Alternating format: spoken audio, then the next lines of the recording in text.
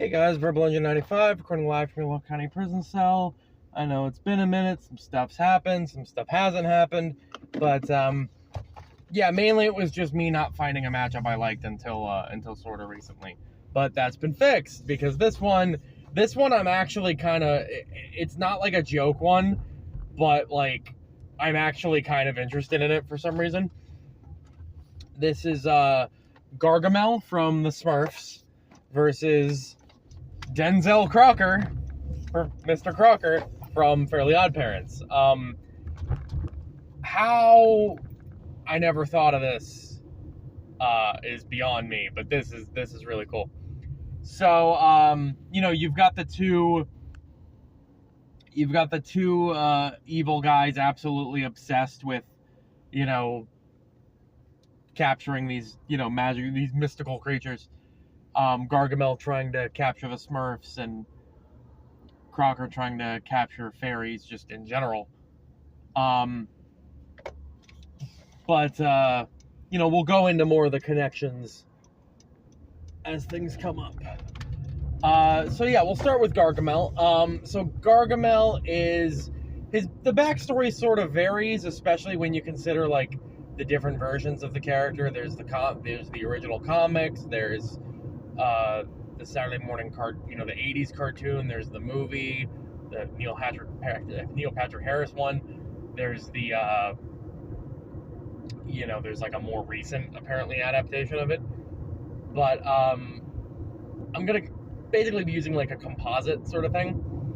But Gargamel is a sorcerer who, alongside his cat Azrael,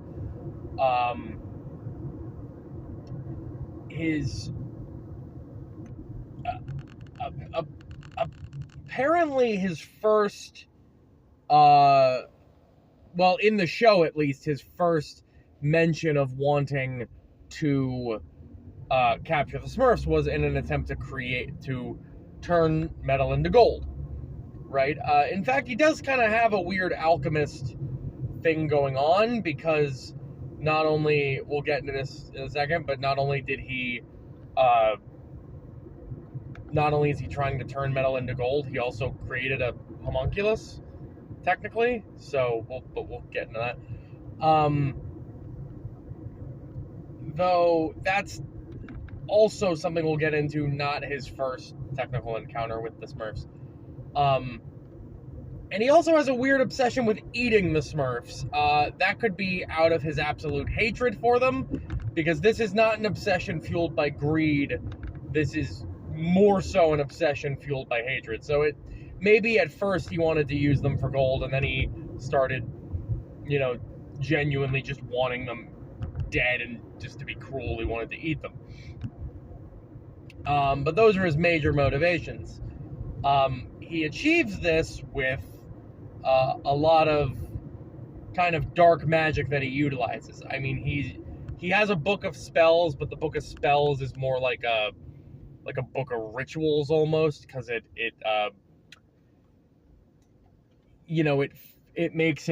just tells him what to do to make the spell work, and it's always very elaborate, so it's not really something you can use like mid-combat. But he has been shown to be able to use regular magic on occasion. Like, for instance, in the movie, he was able to reverse somebody's age and make them beautiful. He's been shown to have kind of like potions and dusts and whatnot that give certain effects, whether it's making people shrink, making people turn into animals, making people do, changing personalities, things like that. And he's generally he's a very adept sorcerer, despite he's very good at magic. He's just very bad at planning, I would say. He's just kind of not a very smart guy outside of magic. But, like, for instance, like I mentioned with the homunculus, he created Smurfette. He created life from raw materials, which is one of the two greatest ambitions of an alchemist. So it's weird that he had that and then also had the turning metal into gold for some reason. But another interesting factoid is that when he, and I'm bringing this up because it is a character commonality between the two, technically his first interaction with the Smurfs would be as a kid. He discovered Smurfs and then had a giant rock dropped on him, which is why he has his hunchback. It kind of crippled him for life, but then he realized that after using a spell to go back in time, he actually dropped the boulder on himself by accident, thus creating his own hatred for the Smurfs, like birthing it out of nowhere, though I don't believe he put 2 and 2 together at any point. But yeah, so I mean, just when you're looking at his magic as a whole, we're not looking at the specific things he can do, but we're looking at, like just the level of magic that he's capable of, because we can kind of assume that he would have some form of spell or another, because it's never like fully established what he can do. But like I said, he can travel through time, he can, and it doesn't seem like I mentioned, the Book of Spells needs him to has him do elaborate things, but that's very case by case. We do see him just have potions and whatnot on him, so it does seem that he is at least adept in many forms of magic, and is capable of doing them at the ready. So I mean, basically he's just a magic guy who can do within a spectrum pretty much anything. But let's look at Crocker here. So we know Denzel Crocker as the teacher of just the teacher in general of Timmy Turner, not like the reading or science teacher. He's just the teacher. So I guess it is an elementary school, so that's not uncommon. But he is somebody who is incredibly, painfully obsessed with both the existence and capturing of fairy godparents and fairies in general, to the point where it has cost him the respect and just dignity that a human being would receive from his peers. He's well renowned as a complete nut job and just a complete spaz, by pretty much everyone. But he is an absolute genius. He's a scientific genius. He's developed technology that allows him to, detect magical beings. He's developed technology that allows him to drain the energy from magical beings. It was even implied that should he ever, well, not implied, it was demonstrated that should he ever, get over his obsession with fairies and be able to concentrate on other things, he would be able to independently solve figure out cold fusion. So he's a complete scientific genius, there's no doubt. It's just this absolute obsession of his, of hunting the fairies, has gotten the best of him. As such, he uses a lot of things like butterfly nets, which we know are pretty much like a fairy is completely helpless within a butterfly net. Like I said, uses many inventions that he has to drain magic and whatnot, and has successfully done it, and has successfully drained magic from fairies before, has made himself into a god at some points pretty much, and it was just either his own hubris or the complete asspolery that Timmy Turner has access to that allowed him to be fallen. But it isn't all his fault. You see, because if I'm not mistaken, his canonical origin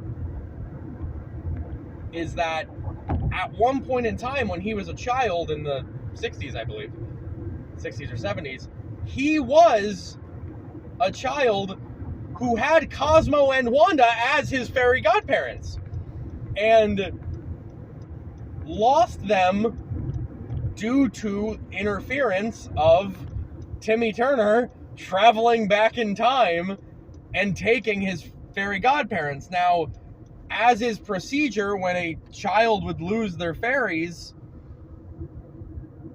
they, their memories are completely wiped. But Timmy left behind evidence of fairies being real, which created this obsession that Crocker has.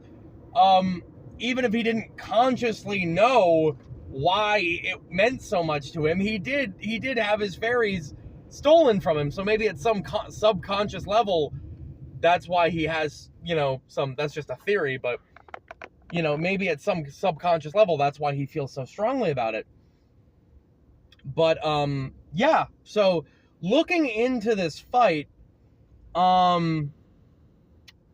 this is a little hard to gauge because both of the upper limits of these two characters are kind of contextual to their universe. So what I mean by that is we've seen Crocker use magic and drain magic and basically turn himself into a god, but that was using the wish magic of fairies before, right? That was draining the seemingly infinite magic that the fairies have access to within a very strict set of rules, which has actually been his downfall most of the time.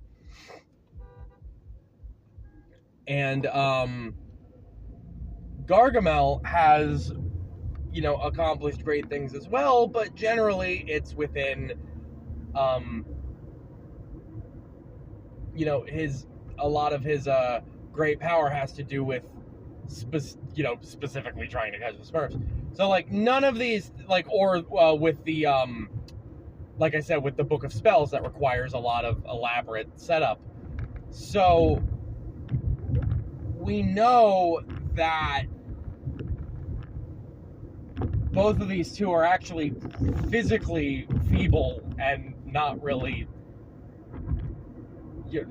formidable outside of their pursuits of, or maybe they're less formidable than they would be. Gargamel would be a great sorcerer if he wasn't obsessed with the Smurfs, and Crocker would be a brilliant scientist if he wasn't, obsessed with the fairies. So,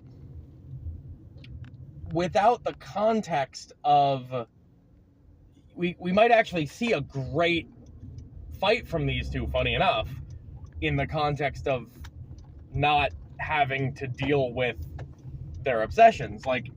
If Gargamel is fighting somebody and not looking at the Smurfs, he can show off his magic. If Crocker is fighting somebody and doesn't have to worry about fairies, he can be a brilliant scientist.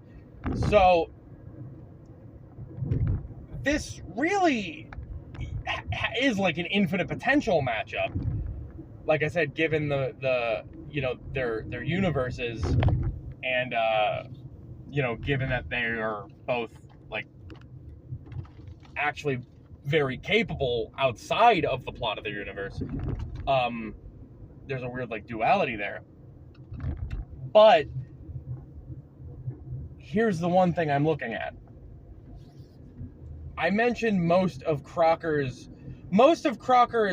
devices or weaponry that he uses, the butterfly net's not going to do anything. But most of the things he uses are meant for fairies specifically, but he has dealt with other magical beings before, and most of his devices drain magic. Now, Gargamel is a sorcerer. He's not an inherently magical being. Magic seems to be an energetic property in the Fairly Odd Parents universe, right? It's not whereas Gargamel is a student of magic. He learns magic. He doesn't have inherent magic properties to him.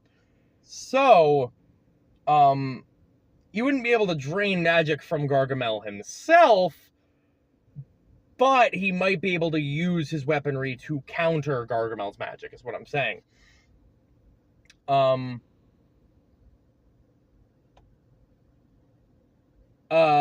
But that being said, I think the scope of Gargamel's magic, just what we've seen him do outside of like elaborate setups. Like I said, we've seen him shrink people, we've seen him turn people into animals, we've seen him change personalities, or like forcibly change people's personalities. All of which could be,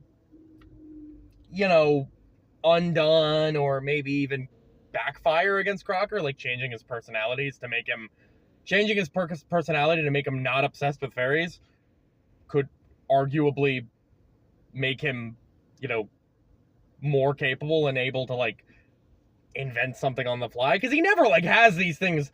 Like, we've noticed that he has shown to like just pull technology out of nowhere. So like, even if he's not inventing something on the fly, maybe he's like modifying his technology for something. Maybe, there's a lot of preposition in this fight, if you haven't noticed.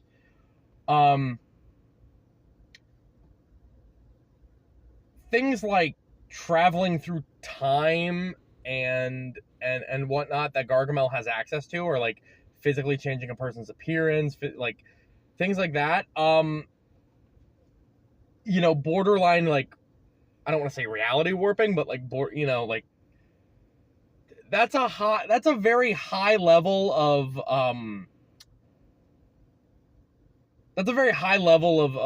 power output to have. Whereas Crocker has met that before, but only in the context of like using the power relative to his universe. So this is what I mean, where it's like they're both more capable outside of their universe due to their personalities, but like their scaling also has to do a lot with their universe. Like, if Crocker doesn't have, like, Crocker can't become a godlike being or giant monster unless he's only ever done that using things like a fairyversary muffin, or draining the magic from a fairy, or becoming a fairy himself, or using a genie, or etc., etc. Like, those are the only things he's been able to actually do stuff like that. And even then, he's usually foiled by either the rules of his universe, or just being tricked, or just glaringly missing details that, you really shouldn't miss if you have been obsessing over something your entire life. Whereas Gargamel is just like, Gargamel is also very bad at planning, but he just has a much lower baseline, like he just has a much higher baseline power than Crocker does. Crocker's only been able to use the type of power that Gargamel has naturally by draining the magic from other beings. And like I said, even though he might be able to like counter some of Gargamel's magic with his science, that's like anti-magic science, Gargamel himself is not a like being of power. He doesn't have inherent magical properties to him. He is a student of magic. He understands and uses magic. So like, we should know that Crocker is not going to be able to just like drain the magic from Gargamel, because he doesn't have any innate to himself. So I think Gargamel actually takes us pretty comfortably in that regard. It's an interesting fight. Interesting because of the characters' relation, and because of like, how it's like they both get weaker and or strong, like both weaker and stronger in different ways based off like in what context you're looking at them. And yeah, but I mean, at the end of the day, it's like you've got a guy who can just like at will reverse time, or like, shapeshift people, and is good enough at magic to like create life and, manipulate matter and things like that. And a guy who's like a brilliant scientist and can probably do all of those things, but because all of his science is based around countering a specific type of magic that is not in this matchup, or a magical being that isn't in this matchup. Like, could Crocker capture the Smurfs? I think almost definitely. Could Gargamel maybe capture the fairies? Possibly. But, like, that's not what we're talking about here. Like, that's kind of the issue with power scaling, is that, like, you take a character out of their universe, you have to account for the fact that both of these neither of these characters are as powerful as the upper limits of their universe. Maybe Gargamel is kind of the upper limits of the Smurfs, because the Smurfs don't do anything like, maybe the Smurfs don't do anything like godlike, but, like I said, the book. Yeah, like, just because Fairly Odd Parents has this obscene amount of power scaling in its show doesn't mean that the character Crocker meets that, and that's the thing a lot of people don't understand. I will say Crocker probably has some degree of durability advantage too, because he's always getting like blown up or attacked by wolves or something. So, that's pretty. And Gargamel's like physically a hunchback, so I mean, it's very different. But yeah, I'm gonna give it to Gargamel. Anyway, Rebel Engine 95. See ya.